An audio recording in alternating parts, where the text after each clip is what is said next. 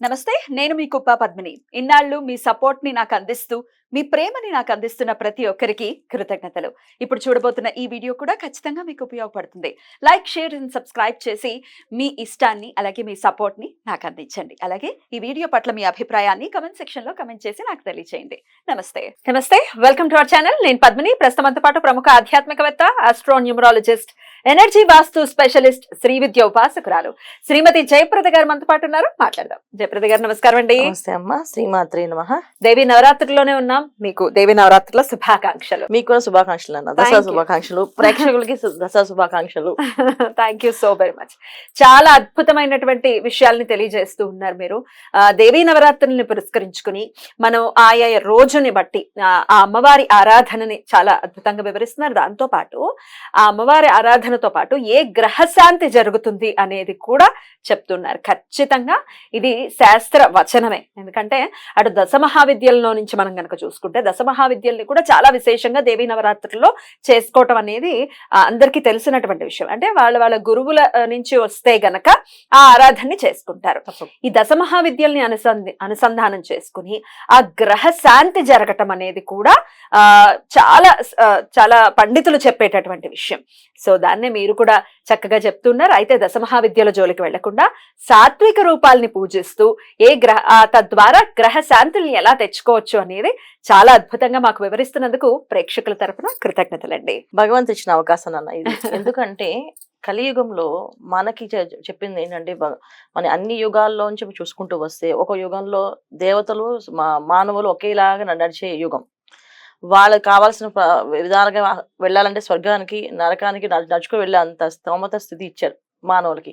తర్వాత జపం తపస్సు చేస్తేనే కనిపించారు. ఆ తర్వాత వచ్చి అనుష్ఠానం పూజలు చేసి హోమాలు చేస్తేనే కనిపించారు. కానీ కలియుగం వచ్చినప్పటికి ఏమైందంటే నామాన్ని చేస్తే కూడా నేను పలుకుతాను అని చెప్పాడు ఆయన. సో నామాన్ని చేస్తే పలికినప్పుడు మనం ఎందుకు అంత తీవ్రమైన తపస్సులు తీవ్రమైన పూజలు చేయాలి? చేయగలిగిన స్తోమత ఉన్న వాళ్ళు, చేయగలిగిన శక్తి ఉన్న వాళ్ళు చక్కగా చేసుకోవచ్చు. ఒకవేళ చేయలేని వాళ్ళ పరిస్థితి ఏంటి అంటే చేయలేము అనే బాధ లేకుండా మనం ఇవాళ ప్రత్యామ్నాయం అంటే వాళ్ళు చేయలేము అని బాధపడకుండా ఒక రోజైనా మంచిగా నిష్ఠగా చేయండి. 9 రోజులు చేయాలని సంకల్పం ఉన్న వాళ్ళు చక్కగా చేసుకోవచ్చు. వాళ్ళ ఆచారం నియమాలు మన ఇంటి ఆచార ప్రకారంగా ప్రతిరోజు నిత్యం చేసే వాళ్ళు ఉన్నారు. 9 రోజులు మొత్తం ఉపవాసం ఉండి పాపం 10వ రోజు భోజనం చేసే వాళ్ళు కూడా ఉన్నారు. ఈ నవరాత్రులు చేసే మొత్తం అసలు తినరు. నవరాత్రులు అంతా కూడా ఏంటంటే పళ్ళు రసం పళ్ళు తినడము పానీయాల మీద ఆధారపడి ఉంటారు. జ్యూసులు తాగడం. ఆ 10వ రోజు దశమి రోజు భోజనం చేస్తారు. అలా నిష్ఠాగరిష్ఠులు కూడా ఉన్నారు మన దగ్గర. ఇప్పటికీ చేస్తున్నారు అలాగా. అలాంటి దాంట్లో మనం చేయగలిగితే అంత ధైర్యం అంత శక్తి అమ్మవారు వాళ్ళకి ఇచ్చింది. అది పూర్వజన్మ సుకృతం. మనకి రావాలని మనకు రావాలని కోరుకోవడం తప్పులేదు. తప్పకుండా చేయాలి. 9వ రోజు అమ్మవారిని ఏ రూపంలో కొలవాల్సి ఉంటుంది? తద్వారా ఏ గ్రహశాంతి జరుగుతుంది? జయప్రద గారు తప్పకుండా అన్న. 9వ రోజు మహిషాసురమర్దిని అమ్మవారు. మహిషాసురమర్దిని అంటే మనలో ఉండే సద్గుణాలను బయటికి వచ్చేలాగా దుర్గుణాలని తొలగించేలాగా అమ్మవారిని పూజిస్తూ ఉంటాం. ఎందుకు అంటే మహిషాసురమర్దిని అంటే ఒక రాక్షసుని చంపడం అంటే మనలో ఉండే కొన్ని చెడు వాటిని చంపడం అనమాట. రాక్షస గుణాలను చంపడం.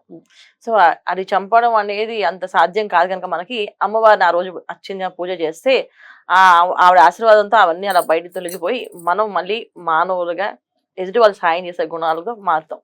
జనరల్ గా ఏమైందంటే అందరూ అనుకుంటే మేము చాలా మంచి వాళ్ళం అండి అంటారు. మంచి వాళ్ళే కానీ ఎదుటి వాళ్ళు వీళ్ళకంటే ఒక మెట్టు ఎక్కువ ఉన్నా వీళ్ళకంటే ఎవరినైనా వీళ్ళకి గుర్తింపు లేకుండా పక్క వాళ్ళు పిలిచి మీరు రండి మీరు కూర్చోండి అన్నా ఆటోమేటిక్ గా మంచితనం తగ్గిపోయి పక్కకి వెంటనే కొంచెం వచ్చేస్తుంది.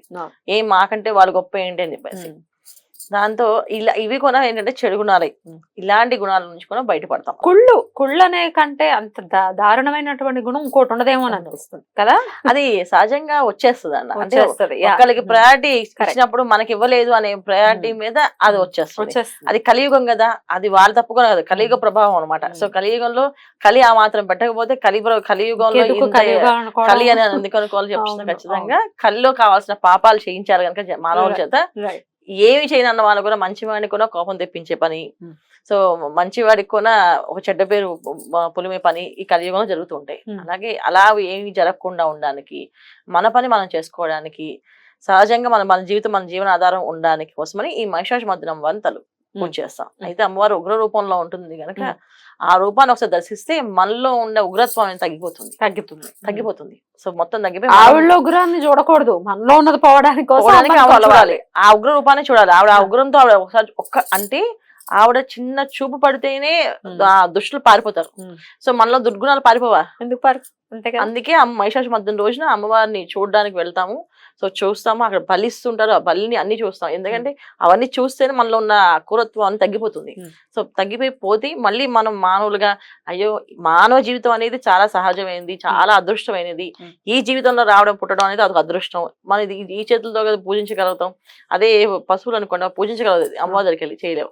మనం అది చక్క చేతులతో పూజ చేయగలం. అందుకని అమ్మవారిని దర్శించుకుంటాం అన్నమాట. సో ఇంట్లో చేయించుకోవాలంటే లలితా సహస్రనామాన్ని 9 సార్లు పారాయణ చేయించాలి ఆ రోజు. చాలా చాలా విశేషం. అంటే ఇంట్లో ఒక్క సమస్యని కాదు, ఎన్ని రకాల సమస్యలు ఉన్నా అన్ని తొలుగుతాయి అమ్మవారి పూజించడం వల్ల. 9 సార్లు లలిత సహస్రనామం పారాయణ చేయడం, 9 మంది ముత్తైదులకి సువాసిని పూజ చేయించడము, 9 మంది బాలలకి బాల పూజ చేయించుకోవడం వల్ల ఎటువంటి ఇబ్బందులు ఉన్నా తొలుగుతాయి.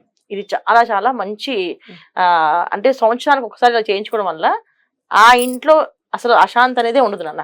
మొత్తం శాంతం, ప్రశాంతత, అన్ని యోగం బాగుంటుంది. అయితే చేయలేని వాళ్ళు ఒక్క ముత్తైదుగానే చేయించుకోండి. ఈ మహిషాసురమర్దిని కొలవటం వల్ల ఏ గ్రహ శాంతి జరుగుతుంది అనుకోవచ్చు? శని భగవానుడు. అబ్బాబ్బా శనేశ్వరుడు. అందుకే కదా మనకి శని భగవానుడు ఆస్తులు కావాలన్నా శని భగవానుడి, వివాహం కావాలన్నా శని భగవానుడి, సంతానం కావాలన్నా శని భగవానుడి. ఎందుకంటే ఆయన ఇచ్చిన సంతానం సత్సంతానం అన్నమాట. ఆయన ఇచ్చిన పిల్లలు ఏంటంటే బాధ్యత గల పిల్లలు, బాధ్యత గల పౌరులు దేశానికి. ఇలా శని భగవాన్ అనుగ్రహం ఉంటే బాధ్యత గల పౌరులు, మనకి బాధ్యత గల పిల్లలు కలుగుతారంట. సో అందుకే ఆయన దశలోనే వివాహం చూస్తుంటారు. ఎందుకంటే వివాహం జరిగితే ఇంకా ఒకసారి ముడిపడితే జీవితాంతం వాళ్లే భార్య భర్తలు, వాళ్ళు విడిపోరు, కలిసి ఉంటారు. అందుకే శని మహాదశలో వివాహం చేయమని చెప్తారు అందరూ. సో అందుకని తర్వాత ఆర్థిక ఇబ్బందుల నుంచి బయటపడాలి అంటే ఆయన ఒకవేళ ఆస్తి కానీ ఆయన కానీ మనకి ఆర్థిక ఇబ్బంది లేకుండా చేయడం కానీ చేశారంటే ఇంకా అది ఎవరు ఆపలేరు. చాలా మంది ఉంటారు, అసలు వీళ్ళు ఏం చెప్పినా వీళ్ళు బాగానే వస్తే డబ్బులు అంటారు. అంటే మనకి శని భగవాన్ ఒక అనుగ్రహం ఉంది, ఖచ్చితంగా వస్తుంది, దినదిన అభివృద్ధి ఉంటుంది. సో అందుకని మహిషాసురమర్దిని అమ్మవారిని ఆ రోజు కొలవడం వల్ల శని భగవాన్ ఒక అనుగ్రహం కలుగుతుంది. సో ఈ మహిషాసురమర్దినికి అమ్మవారి అలంకరణ అంటే నీలం రంగు చీర, నీలం రంగు చీర కానీ, రెయిన్బో రంగు చీర కానీ, 7 రంగులు కలిగిన చీర కానీ పెట్టచ్చు అమ్మవారికి. సో అది ఆ విధంగా అలంకరణ చేసుకునేది. పుష్పాలు వచ్చేసరికి శంఖం పూలు అని నీలం శంఖం పూలు దొరుకుతాయి, లేదా నీలం చామంతి పూలు దొరుకుతాయి. సో ఆ చామంతి పూలతో అర్చన. తర్వాత వీళ్ళు చేయాల్సింది ఏంటంటే తెల్లని జాజి పూలతో అర్చన చేయాలి ఆ రోజున. తెల్లని జాజి మనశ్శాంతి ప్రశాంతత కోసమని అమ్మవారికి, అమ్మ కాస్త శాంతించమ్మా, మాకు శాంత స్వరూపంగా నీ దర్శనం ఇవ్వమ్మా అని అడుగుతూ ఆవిడకి సాయంకాలం కూడా శాంతంగా ఈ జాజి పూలతో పూజ చేసుకోవచ్చు. ఈ విధంగా 3 రకాల పూలు వేసి అమ్మవారికి అర్చన చేసుకోవచ్చు. నైవేద్యం వచ్చినప్పటికి ఏమిటంటే పులిహోర, పూర్ణం బూరెలు, శనగపప్పు కలిపిన పూర్ణం బూరెలు, ఆ పూర్ణంతో బొబ్బట్లు కానీ చేసి నైవేద్యం పెట్టాలి. తర్వాత నువ్వులు అన్నం అంటారు, అన్నంలో నెయ్యి వేసి జస్ట్ నువ్వుల పొడి వేసి ఆ నువ్వుల పొడిని దాంట్లో కలుపుతారట, అది నువ్వుల అన్నం అంటారు. అమ్మవారు చాలా ఇష్టం. ఆ రోజు నైవేద్యం అమ్మవారికి పెట్టాలి నువ్వుల అన్నాన్ని. సో ఈ విధంగా పెట్టడం, ఒక బాల ముత్తైదుకి ఒక సువాసినికి పూజ చేయించడం. కుదిరితే 9 మంది ముత్తైదులకి 9 మంది బాలలకి చేస్తే చాలా విశేష ఫలితాలు వస్తాయి. మనం ఎన్నో హోమాలు పూజలు చేపిస్తాం, కానీ ఈ కార్యక్రమం చేయించడం వల్ల చాలా విశేష ఫలితము. ఆ సంవత్సరం వాళ్ళకి కావాల్సిన పనులన్నీ అయిపోతాయి. అది ఏదైనా కావచ్చు, కోర్టు సమస్యలు కావచ్చు, కెరీర్ సంబంధించినవి కావచ్చు, ల్యాండ్కి సంబంధించినవి కావచ్చు, వివాహం సంబంధించింది కావచ్చు, ఏ విషయమైనా చాలా చక్కగా జరుగుతుంది. అద్భుతం అండి, చాలా వివరంగా మాకు తెలియజేశారు. 9 రోజులు కూడా నవగ్రహాలకి సంబంధించి ఎలా అనుసంధానం అయ్యింది, ఏ రూపంలో అమ్మవారిని కొలుచుకుంటే ఖచ్చితంగా ఈ నవగ్రహ శాంతి అనేది జరుగుతుంది అనేది చాలా అద్భుతంగా మాకు వివరించారు. ప్రతి ఒక్కరూ కూడా ఈ 9 days డెఫినెట్ గా అమ్మవారు భూమి మీదకి దిగి వస్తారు, దివి నుంచి భూమికి ఖచ్చితంగా దిగి వస్తారు. అందులో ఎటువంటి సందేహం లేదు. బోల్డ్ కాస్మిక్ ఎనర్జీతో ఉంటాయి కాబట్టి ఈ నవరాత్రుల ఈ 9 రోజులు కూడా అందరూ కూడా శ్రీమాత్రే నమః. ప్రేక్షకులందరికీ కూడా దేవీ నవరాత్రుల శుభాకాంక్షలు అన్న. Thank you.